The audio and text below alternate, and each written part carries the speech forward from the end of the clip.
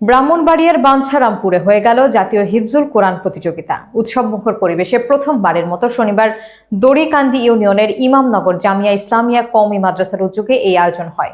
বিস্তারিত থাকছে হেলাল উদ্দিনের তথ্যচিত্রে। প্রতিযোগিতায় বিভিন্ন জেলা ও উপজেলা পর্যায় থেকে ১২০০রও বেশি মাওলানা মুফতি ও মাদ্রাসার ছাত্ররা অংশ নেয়। প্রতিটি গ্রুপে বিজয়ীদের অর্থ, ক্রেস্ট ও সনদপত্র প্রদান করা হয়। এছাড়া উপজেলা এবং জেলা পর্যায়ে পুরস্কার প্রদান করা হয়েছে।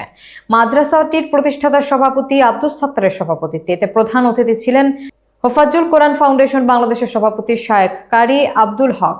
বিশেষ অতিথি ছিলেন শায়েখ কারি নাজমুল হাসান। জাতীয় এই অনুষ্ঠান উপভোগ করতে আশপাশের সামিয়ানার প্যান্ডেল থেকে প্রজেক্টরের মাধ্যমে এই প্রতিযোগিতা উপভোগ করেন। পবিত্র কোরআনের সুরে যেন উপস্থিত ধর্মপ্রাণ মুসল্লিরা উপভোগ করেন।